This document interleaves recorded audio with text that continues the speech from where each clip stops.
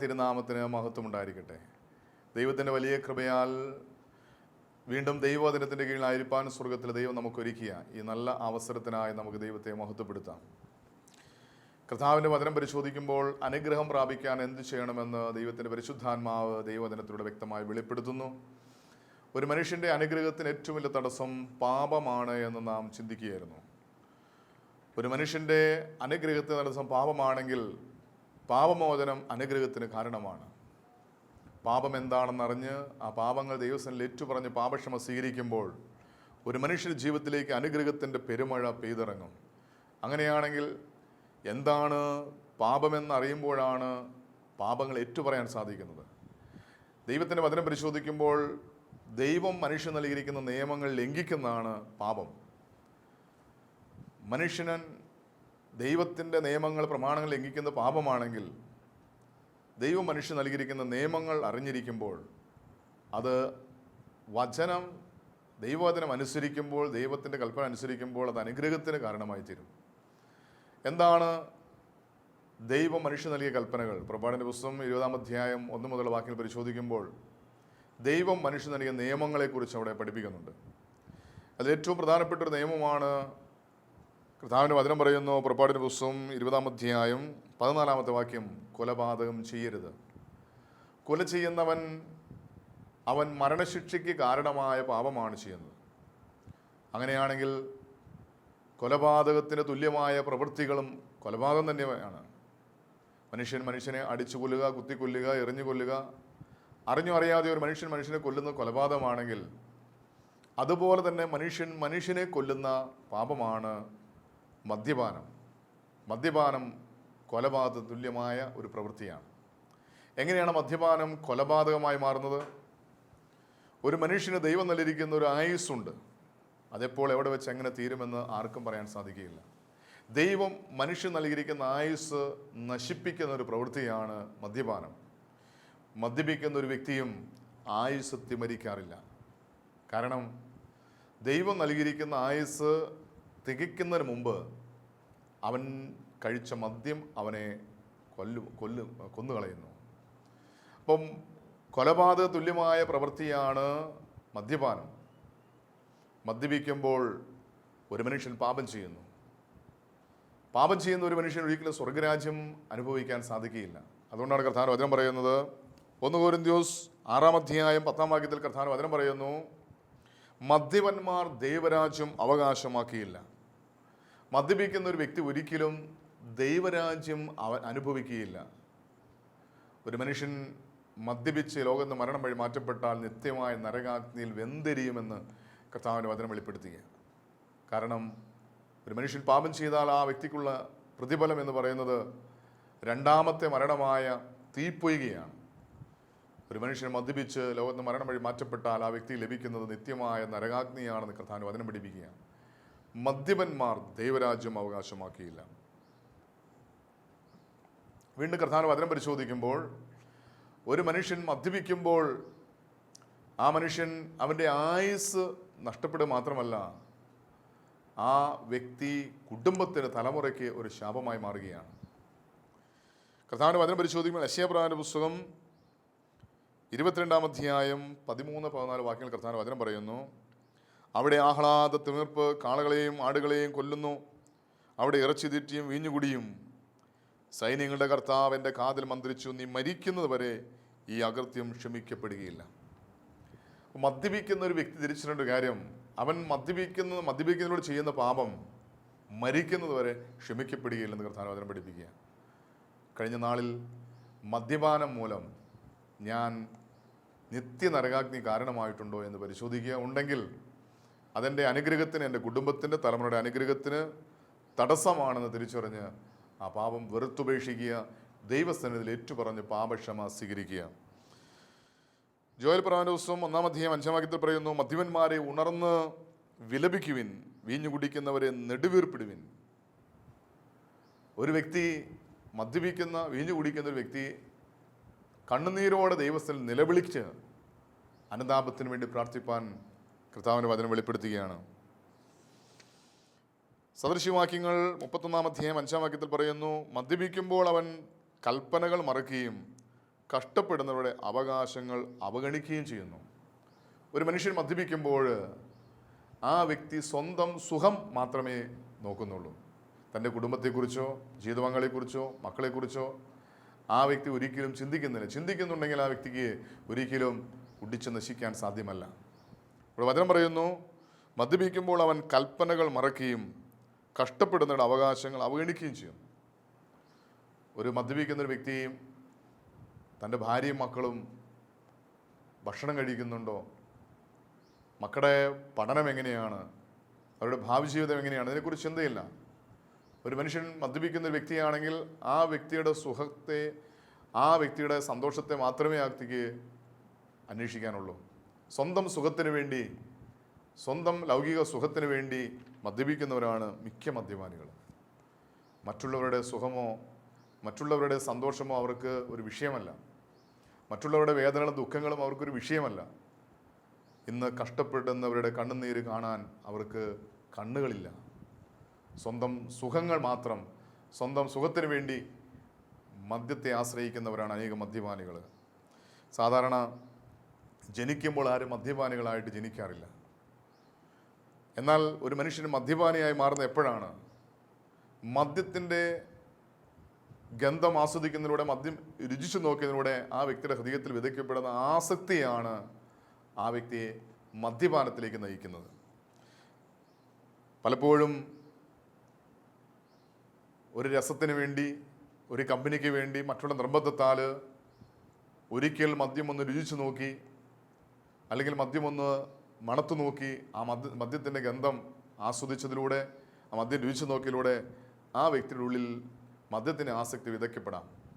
ഇത് അനുകൂലമായ സാഹചര്യം കിട്ടുമ്പോൾ അത് മുളച്ച് വളർന്ന് വലുതായി ആ വ്യക്തി വലിയൊരു മദ്യത്തിൻ്റെ അടിമയാക്കി മാറ്റും. പലപ്പോഴും ഇങ്ങനെ വല്ലപ്പോഴും രുചിച്ചു നോക്കി, മണത്തു നോക്കിയതിലൂടെ ഹൃദയത്തിൽ വിതയ്ക്കപ്പെട്ട ആസക്തിയാണ് അനേകം പേരെ വലിയ മദ്യപാനികളാക്കി, കുടിയന്മാരാക്കി മാറ്റിയത്. ഒരിക്കലും എൻ്റെ അടുക്കൽ ഒരു അമ്മ 9ാം ക്ലാസ്സിൽ പഠിക്കുന്ന മകനെ പ്രാർത്ഥിക്കാനായിട്ട് കൊണ്ടുവന്നു. ആ അമ്മ പറഞ്ഞൊരു കാര്യമുണ്ട്, ഇവൻ ഒരു മുഴുക്കുടിയനാണ്. അപ്പോൾ ഞാൻ അവനെ സൂക്ഷിച്ച് നോക്കി.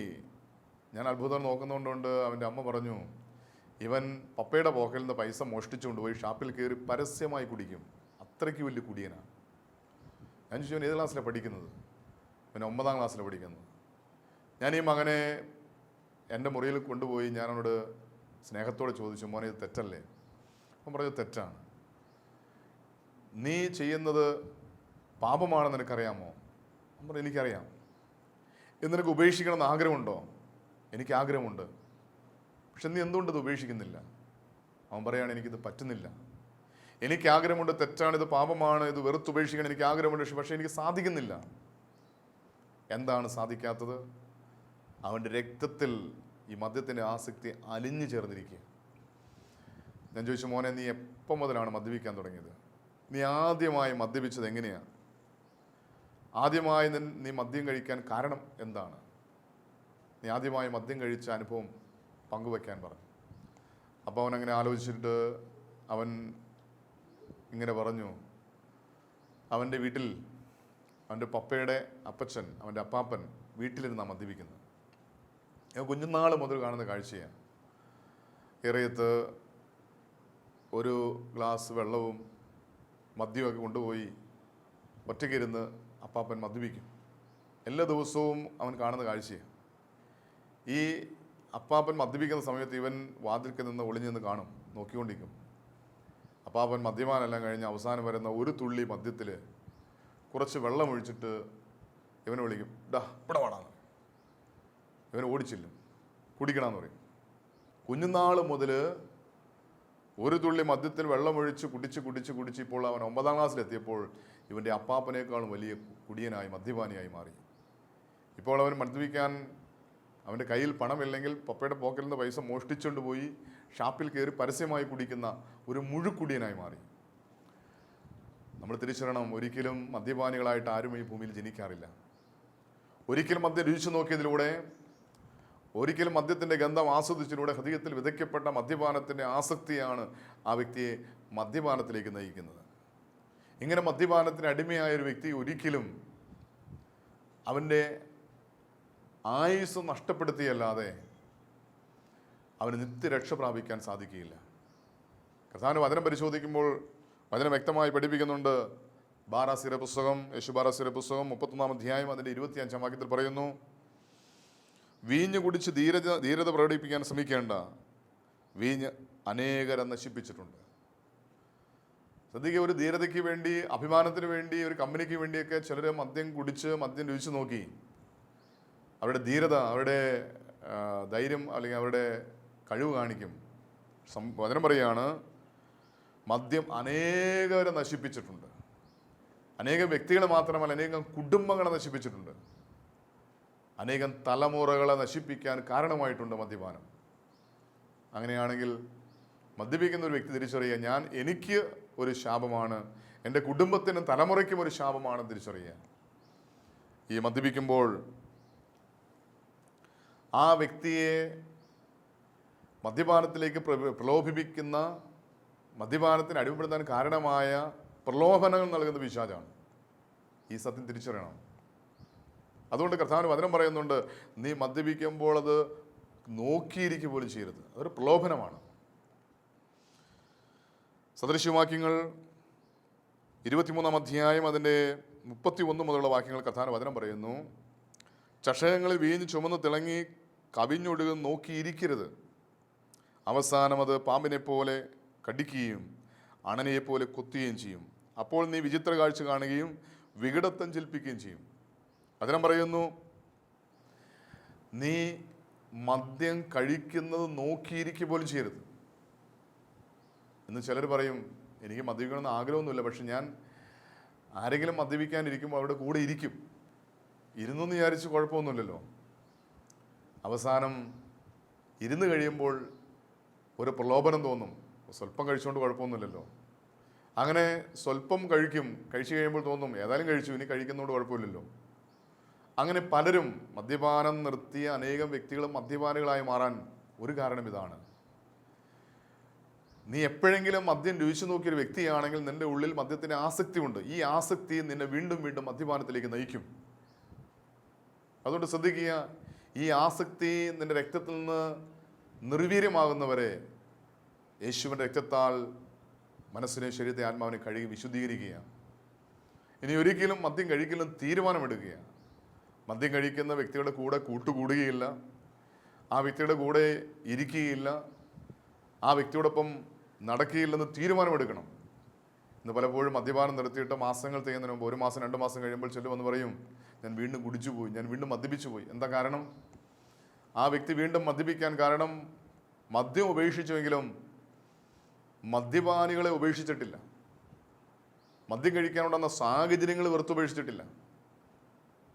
ഒരുമിച്ച് ജോലി ചെയ്യുന്ന മദ്യപാനികളായി ഒരുമിച്ച് ജോലി ചെയ്യുന്ന വ്യക്തികൾ തമ്മിൽ ഒരുമിച്ച് ജോലി ചെയ്ത് കഴിഞ്ഞാൽ അവസാനം കൂട്ടുകാർ പറയും, എടാ നമുക്കൊരു കമ്പനി കൂടാം എന്നൊക്കെ പറഞ്ഞ് പലരും പ്രലോഭനം നൽകുമ്പോൾ എങ്ങാനും ഇരുന്ന് പോയാൽ, ആ വ്യക്തികൾ കഴിക്കുന്നത് കണ്ടുപോയാൽ ആ പ്രലോഭനം നമ്മുടെ ഉള്ളിൽ കിടക്കുന്ന ആസക്തി നമ്മളെ പാപത്തിലേക്ക് നയിക്കും.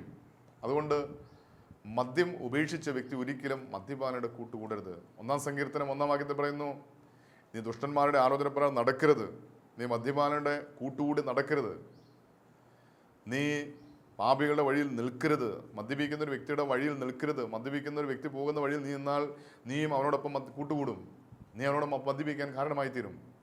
വീണ്ടും വചനം പറയുന്നു, നീ പരിഹാസിയുടെ ഇരിക്കരുത്, നീ മദ്യപാനിയുടെ കൂടെ ഇരിക്കരുത്. കൂടെ ഇരുന്നാൽ നീ ഒരു മദ്യപാനിയായി മാറും. അതുകൊണ്ട് മദ്യപാനിയുടെ കൂടെ നടക്കരുത്, മദ്യപാനികൾ പോകുന്ന വഴിയിൽ നിൽക്കരുത്, മദ്യപാനിയുടെ കൂടെ ഇരിക്കരുത്. അതിൻ്റെ സ്വന്തം സഹോദരനാണെങ്കിൽ പോലും.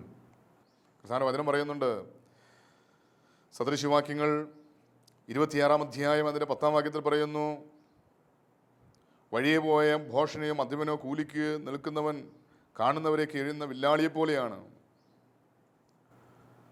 നിന്റെ ജീവിതത്തിൽ നീ മദ്യപിക്കുന്നവരുടെ കൂട്ടുകൂടിയാൽ നിനക്ക് തന്നെ ദോഷമായി മാറും. അത് നിന്റെ സ്വന്തം സഹോദരനാണെങ്കിൽ പോലും കൂട്ടുകൂടരുത്, മദ്യപാനികളുടെ കൂട്ടുകൂടരുത്, അവരുടെ കൂടെ നടക്കരുത്, അവരുടെ ഇരിപ്പിടങ്ങൾ ഇരിക്കരുത്. നീയും മദ്യപിക്കാൻ കാരണമായി തീരും. 1 കൊരിന്ത്യർ 6:11 പറയുന്നുണ്ട്, സഹോദരൻ വിളിക്കുന്നവൻ മദ്യപനാണെന്ന് കണ്ടാൽ അവനുമായി സംസർഗം പാടില്ല. മദ്യപാനിയായ ഒരു സഹോദരൻ്റെ കൂട്ടുകൂടിയാൽ നീയും ഒരു മദ്യപാനിയായി മാറാൻ സാധ്യതയുണ്ട്. അതുകൊണ്ട് കർത്താവിൻ്റെ വചനം പറയുകയാണ്, സഹോദരൻ എന്ന് വിളിക്കപ്പെടുന്നവൻ മദ്യപനാണെന്ന് കണ്ടാൽ അവനുമായി സംസർഗം പാടില്ല, അവനുമായൊരു പാടില്ല. നിന്റെ ഉള്ളിൽ മദ്യം രുചിച്ചു നോക്കിയ, മദ്യം മണത്തു നോക്കിയ, മദ്യത്തിൻ്റെ ആസക്തി കിടക്കുന്നിടത്തോളം കാലം നിങ്ങൾ വ്യക്തികളുമായി ഒരു കൂട്ടുകൂടാൻ പാടില്ല. അങ്ങനെ മദ്യപിക്കുന്ന ഒരു വ്യക്തി സ്വന്തം ജീവനെ, സ്വന്തം ശരീരത്തെ, സ്വന്തം ആത്മാവിനെ നശിപ്പിക്കുകയാണ്. ദൈവത്തിൻ്റെ ആലയമായ, ദൈവത്തിൻ്റെ മന്ദിരമായ, ദൈവം തൻ്റെ പുത്രനായ യേശുവിൻ്റെ രക്തത്താൽ വിലയ്ക്ക് വാങ്ങിയിരിക്കുന്ന എൻ്റെ ശരീരം നീ മദ്യപത്തിന് വിട്ടുകൊടുക്കുമ്പോൾ അത് കൊലപാതകമായ പാപമാണെന്ന് കർത്താവിൻ്റെ വചനം പഠിപ്പിക്കുക. ചിലർ കുടുംബമായ അഭിമാനത്തോടെ ഒരു മേശയ്ക്ക് ചുറ്റുമിരുന്ന് മദ്യപിക്കുന്നത് കാണാം. മാതാപിതാക്കളും മക്കളും ഒരുമിച്ചിരുന്ന് മദ്യപിക്കുക. ഇതൊരു ശൈലിയായി മാറിയിരിക്കുക. കുടുംബത്തിലൊരു എന്തോ ഒരു അഭിമാനത്തിൻ്റെ വിഷയമായി മാറിയിരിക്കുക. കുടുംബത്തിൽ ഒരുമിച്ചിരുന്ന് ഭക്ഷണം കഴിക്കുന്ന പോലെ ഒരുമിച്ചിരുന്ന് മാതാപിതാക്കളും മക്കളും ഒരുമിച്ചിരുന്ന് മദ്യപിക്കുക. ഇത് തെറ്റാണ്, പാപമാണെന്ന് കർത്താവിൻ്റെ വചനം വ്യക്തമായി പഠിപ്പിക്കുക. യിരെമ്യാപ്രവാചകന്റെ പുസ്തകം 35-ാം അധ്യായം അതിൻ്റെ 6-ാം വാക്യത്തിൽ കർത്താവിൻ്റെ വചനം പറയുന്നു, നിങ്ങളും നിങ്ങളുടെ സന്തതികളും ഒരിക്കലും വീഞ്ഞ് കുടിക്കരുത്, നിങ്ങളും നിങ്ങളുടെ മക്കളും ഒരിക്കലും മദ്യം കഴിക്കരുത്. കുടുംബമായി ഒരുമിച്ചിരുന്ന് കഴിക്കുന്ന ചില കുടുംബങ്ങളെ കണ്ടുകൊണ്ട് കർത്താവിൻ്റെ വചനം പറയുക. ലൂക്കോസിന്റെ സുവിശേഷം 1-ാം അധ്യായം 15-ാം വാക്യത്തിൽ കർത്താവിൻ്റെ ദൂതൻ സക്രിയായോട് യോഹന്നാൻ സ്നാപകനെ കുറിച്ച് പറഞ്ഞു, കർത്താവിൻ്റെ സന്നിധിയിൽ അവൻ വലിയവനായിരിക്കും, വീഞ്ഞോ മറ്റ് ലഹരിപാനീയങ്ങളോ അവൻ കുടിക്കുകയില്ല. ശ്രദ്ധിക്കുക, നാമും നമ്മുടെ മക്കളും മദ്യപിക്കാതിരിക്കണമെങ്കിൽ ഇന്ന് മാതാപിതാക്കൾ മക്കൾക്ക് ഒരു മാതൃകയായി മാറണം. മദ്യപിക്കുന്ന അപ്പനുണ്ടെങ്കിൽ ആ വീട്ടിലെ മക്കൾ അപ്പനെ കണ്ട് മദ്യപാനിയായി മാറാൻ സാധ്യതയുണ്ട്. അതുകൊണ്ട് മാതാപിതാക്കൾ മക്കൾക്കൊരു മാതൃകയായി മാറണം. രഹസ്യമായി കുടിക്കുന്ന മക്കൾ, മാതാപിതാക്കൾ ശ്രദ്ധിക്കുക, രഹസ്യമായി കുടിക്കുന്ന മാതാപിതാക്കളുടെ മക്കൾ പരസ്യമായി കുടിക്കുന്നവരായി മാറും. ദാവീദ് രഹസ്യമായി പാപം ചെയ്തു. ദാവീദ് ഏത് പാപമാണോ രഹസ്യമായി ചെയ്തത് അത് തൻ്റെ മക്കൾ പരസ്യമായി ചെയ്യുന്നത് ദാവീദ് തൻ്റെ കണ്ണുകൊണ്ട് കാണേണ്ടി വന്നു. അങ്ങനെയാണെങ്കിൽ തിരിച്ചറിയുക, മദ്യപിക്കുന്ന ഒരു പിതാവ് രഹസ്യമായി മദ്യപിക്കുമ്പോൾ തിരിച്ചറിയുക, ഞാൻ ഈ രഹസ്യമായി ചെയ്യുന്ന പാപം എൻ്റെ കൺമുന്നിൽ മക്കൾ പരസ്യമായി ചെയ്യുന്ന എൻ്റെ കണ്ണുകൊണ്ട് കാണേണ്ടി വരും. ഈ സത്യം തിരിച്ചറിയുക. മദ്യപിക്കുന്ന ഒരു വ്യക്തി അവൻ പാപത്തിനടിമയാണ്. എഫെസ്യ ലേഖനം 5-ാം അധ്യായം 18-ാം വാക്യത്തിൽ പറയുന്നു, നിങ്ങൾ വീഞ്ഞു കുടിച്ച് ഉന്മത്തരാകരുത്, അതിൽ ദുരാസക്തിയുണ്ട്. തിരിച്ചറിയുക, മദ്യം കഴിക്കുമ്പോൾ, വീഞ്ഞു കുടിക്കുമ്പോൾ, ബിയർ കഴിക്കുമ്പോൾ, കള്ളു കുടിക്കുമ്പോൾ ഇത് കുടിക്കണമെന്നില്ല, അത് രുചിച്ചു നോക്കിയാൽ മതി. അതിൻ്റെ ആസക്തി ഹൃദയത്തിൽ വിതയ്ക്കപ്പെട്ടു. ഈ ആസക്തി മുളച്ചു വളർന്ന് വലുതായി അനുകൂലമായി സാഹചര്യം കിട്ടുമ്പോൾ നമ്മളെ കൊണ്ട് വലിയ മദ്യപന്മാരാക്കി മാറ്റും. വല്ലപ്പോഴും കഴിക്കുന്ന, അല്ലെങ്കിൽ ഒരിക്കലെങ്കിലും കഴിച്ചിട്ടുള്ള ആരെങ്കിലും ഉണ്ടെങ്കിൽ അനുദപിക്കുക, കുമ്പസാരത്തിൽ ഏറ്റുപറഞ്ഞ് പാപക്ഷമ സ്വീകരിക്കുക. ശ്രദ്ധിക്കുക, ഞാൻ മദ്യപിക്കുമ്പോൾ എൻ്റെ ബുദ്ധിമണ്ഡലങ്ങൾ, എൻ്റെ തലച്ചോറിൻ്റെ കോശങ്ങൾ ദ്രവിക്കുന്ന അനുഭവമാണ് ഉണ്ടാകുന്നത്. ഒരു മദ്യപിക്കുന്ന ഒരു വ്യക്തി, ആ വ്യക്തി സ്വയം നശിക്കുകയാണ് ചെയ്യുന്നത്, തൻ്റെ ശരീരത്തെ നശിപ്പിക്കുകയാണ് ചെയ്യുന്നത്. വീണ്ടും മദ്യപിക്കുന്ന ഒരു വ്യക്തിയുടെ കുടുംബം പരിശോധിച്ചാൽ മദ്യപാനികളുടെ മിക്കവാറും മദ്യപിക്കുന്ന ഒരു വ്യക്തിയുടെ ജീവിത പങ്കാളി മാനസിക വൈകല്യമുള്ള വ്യക്തികളായി തീരാൻ സാധ്യതയുണ്ട്. വീണ്ടും മദ്യപിക്കുന്ന ഒരു വ്യക്തിയുടെ മക്കൾ വഴിപിഴച്ചു പോകാൻ സാധ്യതയുണ്ട്. ഒരിക്കൽ ഞാനൊരു വീട്ടിൽ പ്രാർത്ഥിക്കാൻ ചെന്നപ്പോൾ 3 പെൺകുട്ടികൾ, 3 പേരും തെറ്റായ സ്നേഹബന്ധനടിമയാണ്. അതും അന്യജാതിയിൽപ്പെട്ട വ്യക്തികളുമായിട്ട് തെറ്റായ സ്നേഹബന്ധനടിമയാണ്. ഈ 3 മക്കളും വഴിപിഴച്ചു പോകാൻ കാരണം എന്തെന്ന് പരിശോധിച്ചപ്പോൾ ആ മക്കളുടെ മാതാപിതാക്കളെ കണ്ടെത്തി സംസാരിച്ചപ്പോൾ ഈ അപ്പൻ ഷാപ്പിലാണ് ജോലി. രാവിലെ ഷാപ്പിൽ പോയാൽ ജോലി ചെയ്ത് കിട്ടുന്ന മുഴുവൻ കുടിച്ച് വെളിവില്ലാതെ സുബോധമില്ലാതെ വീട്ടിൽ കടന്നു വരും. പിന്നെ എങ്ങനെ മക്കൾ നേരായ ജീവിതം നയിക്കും? മക്കളെക്കുറിച്ചും അവരുടെ പഠനത്തെക്കുറിച്ചും അവരുടെ ഭാവിയെക്കുറിച്ചും ഒരു ചിന്തയും പിതാവിനില്ല. ആ മനുഷ്യൻ സ്വന്തം സുഖത്തിന് വേണ്ടി കിട്ടുന്ന മുഴുവൻ കുടിച്ച് നശിപ്പിക്കുക.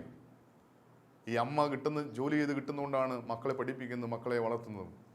ഈ മാതാപിതാക്കൾ അറിയാതെ മക്കൾ തെറ്റായ സ്നേഹബന്ധത്തിൽ അതും അന്യമതത്തിൽപ്പെട്ട വ്യക്തികളുമായി തെറ്റായ സ്നേഹബന്ധത്തിലായി. പരിശോധിക്കുക, മദ്യപാനികളുടെ മക്കൾ വഴിപിഴച്ചു പോകാൻ സാധ്യതയുണ്ട്. അതുകൊണ്ട് മദ്യപിക്കുന്നൊരു വ്യക്തി തനിക്ക് തന്നെ മാത്രമല്ല, തൻ്റെ കുടുംബത്തിന്, ജീവിത പങ്കാളിക്ക്, മക്കൾക്ക് ഒരു നാശത്തിന് കാരണമായി തീരുകയാണ്. മദ്യപിക്കുന്നത് കൊണ്ട് ഒരിക്കലും നാശമല്ലാതെ ഒരു നേട്ടവുമില്ല എന്ന് തിരിച്ചറിയുക. അതെനിക്കും എൻ്റെ കുടുംബത്തിൻ്റെ തലമുറയ്ക്ക് നാശമാണെന്ന് തിരിച്ചറിഞ്ഞ് മദ്യം വെറുത്തുപേക്ഷിക്കുക. മദ്യപിക്കാനുണ്ടാകുന്ന സാഹചര്യങ്ങൾ വെറുത്തുപേക്ഷിക്കുക. അതുപോലെ തന്നെ മദ്യപാനം പോലെ തന്നെ ഒരു ദുശീലമാണ്, ആത്മഹത്യക്ക് തുല്യമായ, കൊലപാതക തുല്യമായ ഒരു പാപമാണ് പുകവലിക്കുക.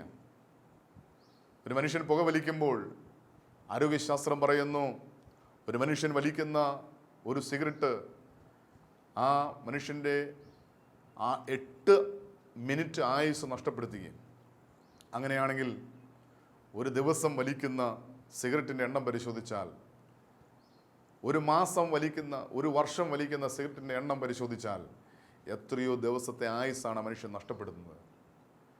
നാം അറിയാതെ തന്നെ പുകവലിക്കുന്നതോടെ നമ്മുടെ ആയുസ് നഷ്ടപ്പെടുത്തുമെങ്കിൽ ഞാൻ എൻ്റെ കൊലപാതകത്തിന് കാരണമായി തീരുകയാണ്. അതുകൊണ്ട് പുകവലിക്കുന്നൊരു വ്യക്തി ശ്രദ്ധിക്കുക, ഞാൻ എൻ്റെ ആയുസ്സിനെ നഷ്ടപ്പെടുത്തുന്ന, എൻ്റെ ആത്മാവിനെ നശിപ്പിക്കുന്നൊരു പാപമാണ് ഞാൻ ചെയ്യുന്നത്. വീണ്ടും ശ്രദ്ധിക്കുക, മദ്യപിക്കുന്ന ഒരു വ്യക്തിയെക്കാളും ദോഷമാണ് പുകവലിക്കുന്നൊരു വ്യക്തി കുടുംബത്തിന്. കാരണം ഒരു മനുഷ്യന് പുകവലിക്കുമ്പോൾ 20% പുകയാണ് മനുഷ്യൻ്റെ ഉള്ളിലേക്ക് ചെല്ലുന്നത്, ബാക്കി 80% പുറത്തേക്ക് തള്ളുകയാണ്. അങ്ങനെയാണെങ്കിൽ പുകവലിക്കുന്ന ഒരു വ്യക്തിയിലേക്ക് വരുന്ന വിഷാംശമാണ് നിക്കോട്ടിൻ. തൻ്റെ ശരീരത്തിലെ രക്തക്കുഴലുകളെ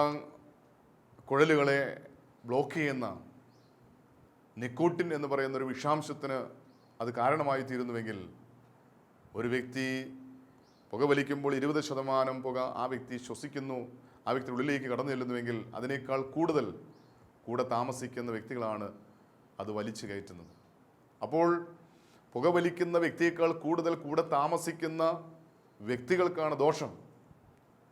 ഇന്ന് പലപ്പോഴും കൈകാലുകൾക്ക് ജീവൻ നഷ്ടപ്പെട്ട് കൈകാലുകൾ മുറിച്ചു കളയുന്ന ഒരനുഭവത്തിലേക്ക് അനേകം വ്യക്തികൾ കടന്നു വരാനൊരു കാരണം പുകവലിയാണ്. പുകവലി എത്രമാത്രം ദോഷം ചെയ്യുന്നു തിരിച്ചറിയുന്നില്ല. ഒരു മനുഷ്യൻ്റെ എല്ലാ ആന്തരിക അവയവങ്ങളെയും ദോഷമായി ബാധിക്കുന്ന ഒന്നാണ് പുകവലി. അതുകൊണ്ട് തിരിച്ചറിയുക, ഒരു മനുഷ്യൻ പുകവലിക്കുമ്പോൾ തനിക്ക് മാത്രമല്ല തൻ്റെ കുടുംബത്തിന് തന്നെ നാശമായി മാറുകയാണ്. പുകവലി പോലെ തന്നെ ഒരു പാപമാണ്, സ്വന്തം ശരീരത്തെ നശിപ്പിക്കുന്ന ഒരു പാപമാണ് കഞ്ചാവ്, ഇതുപോലുള്ള ലഹരി വസ്തുക്കൾ ഉപയോഗിക്കുക. മയക്കുമരുന്നിൻ്റെ സ്വാധീനമുള്ള എന്തെങ്കിലും വസ്തുക്കൾ നാം രുചിച്ചു നോക്കിയോ വലിച്ചു നോക്കിയോ ചെയ്യുമ്പോൾ അതിലൂടെ എൻ്റെ ആത്മാവിനെ ഞാൻ നശിപ്പിക്കുകയാണെന്നുള്ള സത്യം തിരിച്ചറിയണം. ദൈവത്തിൻ്റെ ആലയം നശിപ്പിക്കുന്നവനെ ദൈവം നശിപ്പിക്കുമെന്ന് കർത്താവ് വചനം പഠിപ്പിക്കുക. ഞാൻ എൻ്റെ ജീവനെ, എൻ്റെ ആത്മാവിനെ നശിപ്പിക്കുന്ന തുല്യമായ പ്രവൃത്തിയാണ് മദ്യപാനം, പുകവലി, ലഹരി വസ്തുക്കൾ ഉപയോഗിക്കുന്നതെങ്കിൽ ഇന്ന് തിരിച്ചറിയുക, ഞാൻ എൻ്റെ കൊലപാതകത്തിന് കാരണമായി തീർന്നിട്ടുണ്ടോ? ഞാൻ എൻ്റെ നാശത്തിന് കാരണമായി തീർന്നിട്ടുണ്ടോ? ഉണ്ടെങ്കിൽ അനുതപിക്കുക. കർത്താവ്, ഞാൻ പാപിയാണെന്ന് സമ്മതിച്ച് എൻ്റെ നാശത്തിന് കാരണമായി പാപം ഞാൻ വെറുത്തുപേക്ഷിക്കുന്നു എന്ന് തീരുമാനമെടുത്ത് ദൈവത്തിൻ്റെ ആലയമായ ഈ ശരീരം പരിശുദ്ധമായി ദൈവസന്നിധിയിൽ സമർപ്പിച്ചുകൊണ്ട് നമുക്ക് പ്രാർത്ഥിക്കാം. കണ്ണുനടയ്ക്കാം. പരിശുദ്ധനായ ഞങ്ങളുടെ നല്ല ദൈവമേ, കൊല ചെയ്യരുത് എന്നവിടുന്ന് അരുളി ചെയ്തിട്ടുണ്ടല്ലോ. എന്നാൽ ഞങ്ങളുടെ നാശത്തിന് കാരണമായി, ഞങ്ങളുടെ ശരീരത്തിൻ്റെയും ആത്മാവിൻ്റെയും മനസ്സിൻ്റെയും നാശത്തിന് കാരണമായി ഞങ്ങൾ ചെയ്തു പോയ സകല പ്രവൃത്തികളും ഏറ്റുപറയുന്നു. പിതാവിന്റെ പുത്രനായ യേശുവിൻ്റെ നാമത്തിൽ ദൈവത്തിൻ്റെ ആലയമായ സ്വന്തം ശരീരത്തെ പരിശുദ്ധമായി സൂക്ഷിക്കുവാനുള്ള കൃപ പരിശുദ്ധാത്മാ മുഖാന്തരം അഭിഷേകമായി നടന്ന് പ്രാർത്ഥിക്കുന്നു. പരിശുദ്ധയമ്മേ ദൈവമാതാവേ, പാപബോധവും പശ്ചാത്താപവും നൽകി പാപം വെറുത്തുപേക്ഷിച്ച് വിശുദ്ധ ജീവൻ നയിക്കുവാൻ ഞങ്ങൾക്ക് വേണ്ടി പ്രാർത്ഥിക്കണമേ. സകല ശുദ്ധിമാന്മാരെ, ശുദ്ധിമതികൾ ഞങ്ങൾക്ക് വേണ്ടി പ്രാർത്ഥിക്കണമേ. യേശുവിൻ്റെ അതിപരിശുദ്ധമായ നാമത്തിൽ തന്നെ. ആമേൻ.